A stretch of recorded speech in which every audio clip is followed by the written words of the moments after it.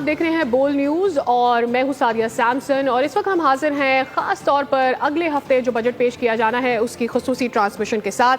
पाकिस्तान का नया बजट अगले हफ्ते आने जा रहा है और इस साल तकरीबन 20 ट्रिलियन रुपए का ये बजट रखा गया है। बहुत सारे अहदाफ हैं और इस दफ़ा जो हमारी बजट प्रायोरिटीज़ हैं उससे IMF भी मुत्तफिक है, लेकिन ये प्रायोरिटीज़ आखिर है क्या और इसमें किस किस शोबे को क्या रिलीफ मिल सकता है, इसमें तरक्की के कितने ज़्यादा अहदाफ रखे गए हैं और उनकी अचीवेबिलिटी या उसका एग्जीक्यूशन कितना पॉसिबल है, इन सारे मामलात पर बात कर लेते हैं। और सबसे अच्छी खबर जो इस वक्त समझी जा रही है वो ये कि इस बार ऑटो इंडस्ट्री में जो लोग अब मज़ीद इन्वेस्ट करना चाहते हैं उनके लिए क्या फ़ायदे हैं और जो ऑलरेडी इन्वेस्ट कर चुके हैं क्या उनको नुकसान होने जा रहा है, क्योंकि समझा ये जा रहा है कि बाहर से जो गाड़ियां मंगाई जाती हैं उनकी प्राइसेस नीचे आने जा रही हैं। इन्हीं सारे मामलात पर सबसे पहले बात कर लेते हैं। हमारे साथ मौजूद है HM शहजाद साहब, आप चेयरमैन है all Pakistan motor industry dealers के। बहुत शुक्रिया आपने हमारे लिए वक्त निकाला।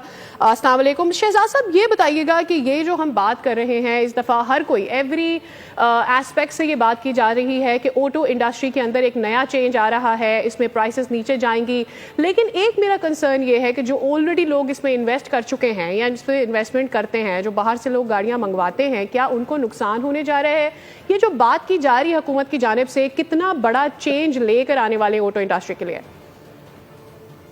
देखिए, ये पहली मर्तबा होगा पाकिस्तान की हिस्ट्री में कि IMF ने हुकूमत से मुतालबा किया है, बल्कि आप ये समझें कि हम कार डीलर्स जो बड़े अरसे से हुकूमत को हम समझाते हुए आ रहे थे कि लोकल असेंबलर्स, वो जो कि अपने आप को मैन्युफैक्चरर्स कहते हैं, हमने हमेशा हुकूमत को ये निशानदेही की कि ये असेंबलर्स हैं, क्योंकि ये CKD SKD असेंबली इंपोर्ट करते हैं और हमारे मुल्क का एक बहुत बड़ा डॉलर ज़र मुबादला की शक्ल में बाहर जाता है और दुनिया की महंगी तरीन गाड़ी CKD SKD असेंबली इंपोर्ट करके पाकिस्तानी अवाम को बेच रहे हैं। तो ये पिछले 40 साल से ये सिलसिला चल रहा था और ये हमारे मुल्क के मफाद में नहीं था। हमारे मुल्क के मफाद में तो ये होना चाहिए था कि हमारे मुल्क में लोकलाइजेशन होती और हमारे मुल्क के अंदर वेंडर भी और असेंबलर भी मिलकर मेड इन पाकिस्तान गाड़ी मैन्युफैक्चरिंग करता। लेकिन ये पिछले 35-40 साल से ये कहानी चल रही थी। अब जाके हम तो पिछली कोई 3 दहाइयों से हुकूमत से कह रहे थे कि इससे मुल्क को कोई फायदा नहीं है, मां सिवाय इन असेंबलरों के। लेकिन आपको पता होगा कि एक पॉलिसी हुकूमत ने दी थी 2021-2026, उसकी स्प्रिट ये थी कि लोकल असेंबलर और वेंडर मुल्क के अंदर जो है वो लोकलाइजेशन करेगा और आस्ता आस्ता मेड इन पाकिस्तान गाड़ी बनाएगा, मुल्क की जरूरत को पूरा करेगा और एक्सपोर्ट करेगा। लेकिन आज 2025 चल रहा है, इस 21-26 की पॉलिसी में ऐसी कोई बात नजर नहीं आ रही कि मुल्क की जरूरत को भी पूरा किया जाए, सस्ती म्यारी गाड़ी भी मेड इन पाकिस्तान बनाई जाए और एक्सपोर्ट भी किया जाए। अब जाके इसमें IMF ने हुकूमत को ये 3 चीजें कही हैं कि एक तो यूज कार की एज लिमिट बढ़ा दी जाए, तो 3 साल पुरानी गाड़ियां हैं उसे 5 साल पुरानी गाड़ी लाने की इजाजत, गाड़ियों की ड्यूटियां भर रहा है तो, और वो भी डॉलर ड्यूटी, ताकि वो गाड़ी भी भेज रहा है और डॉलर ड्यूटी भी भेज रहा है। अब हुकूमत को आइंदा 5 साल में ये बतदरीज थोड़ा थोड़ा करके, मेरे हिसाब से 20% करके ये पिछले 2030 तक 5 साल में ये ड्यूटीज एंड टैक्सेस को खत्म करना पड़ेगा। और साथ में ही हुकूमत को ये भी कहा है कि आप इन्हें कमर्शियल इंपोर्ट की इजाजत दें, फिर पाकिस्तानी अवाम पे छोड़ दें कि वो लोकल असेंबल गाड़ी, ब्रांड न्यू असेंबल शुदा गाड़ी खरीदें, चाहे वो इस्तेमाल शुदा इंपोर्टेड गाड़ी खरीदें। सही।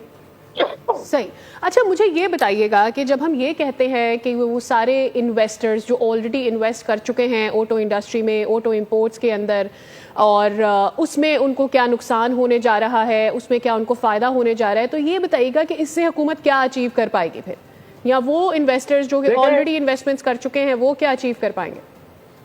देखें, ये जितने भी असेंबलर्स, खासकर पिछले 3 असेंबलर और अब मौजूदा 11-12, ये सब के सब इंजॉय करते रहे पाकिस्तान में, क्योंकि इन्हें पता है कि हुकूमत को मुख्तलिफ जराए से ये प्रेशराइज करके, और जो एक डिलीशन प्रोग्राम था, जो MOU था, एक MOU पाक सुजुकी ने साइन किया था 1980, 81, 82 जी। में, उसकी स्पीड ये थी कि ट्रांसफर ऑफ टेक्नोलॉजी आइंदा 5 साल में हमारे मुल्क में आएगी और हम लोकलाइजेशन करके मेड इन पाकिस्तान गाड़ी बनाएंगे, आवाम को सस्ती मेयारी गाड़ी देंगे और एक्सपोर्ट करके हम अपने मुल्क को डॉलर ला के देंगे। लेकिन पिछले 35-40 साल में ये नहीं हुआ।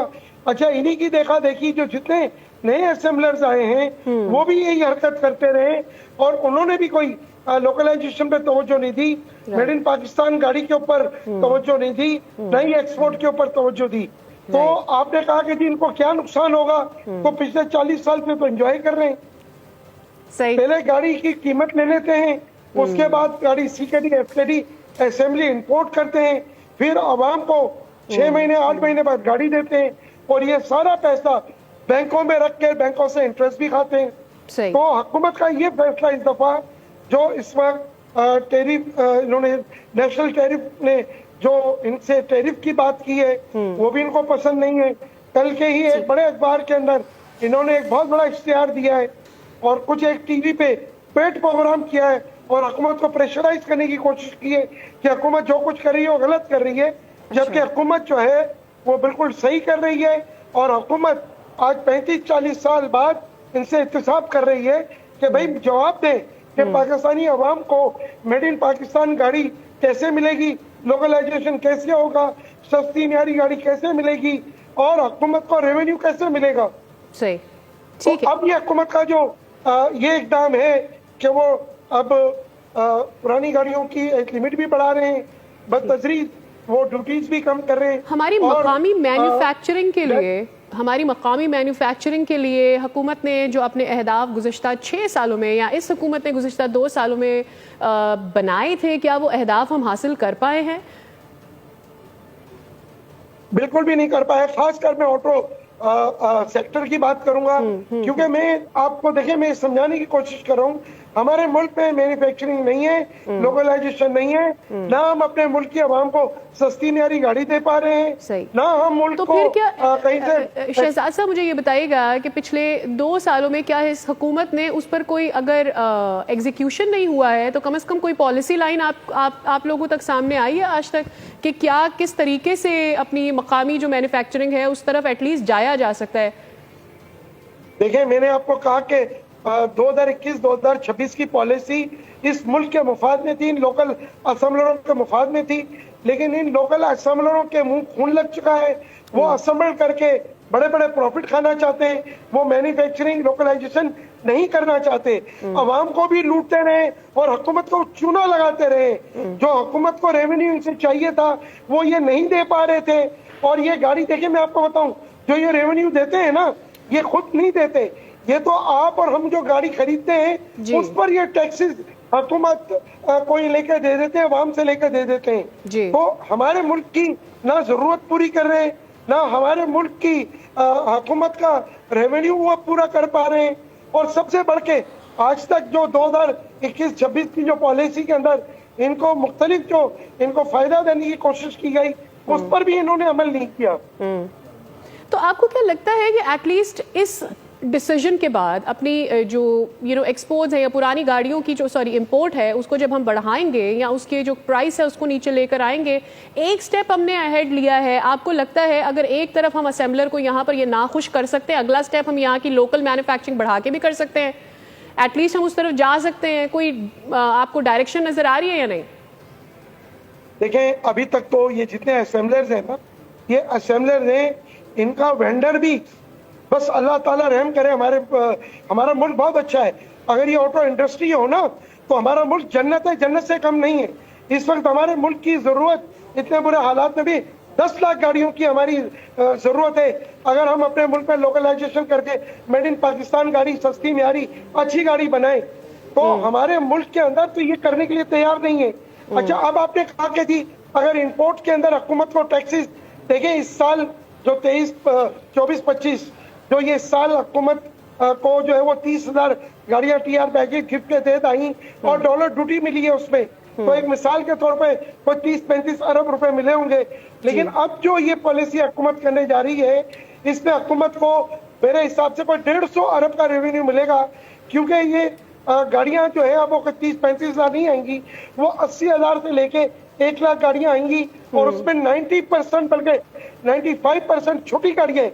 छोटी सही। गाड़ियों से मुराद वो 650 सीसी की गाड़ी या, है जो जी। सस्ती, म्यारी और आवाम की खुद खरीद में भी होगी और जिसका road safety standard international base पे होगा, जिसका पेट्रोल एवरेज बड़ा शानदार होगा और आज की नई टेक्नोलॉजी होगी जो हमारे मुल्क में है।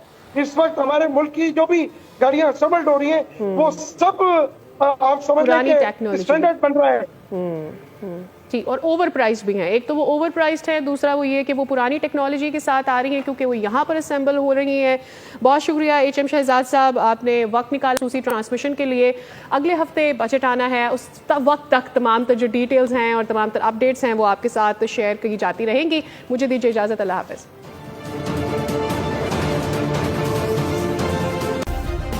सब्सक्राइब करें और बेल दबाएं ताकि कोई खबर रह न जाए।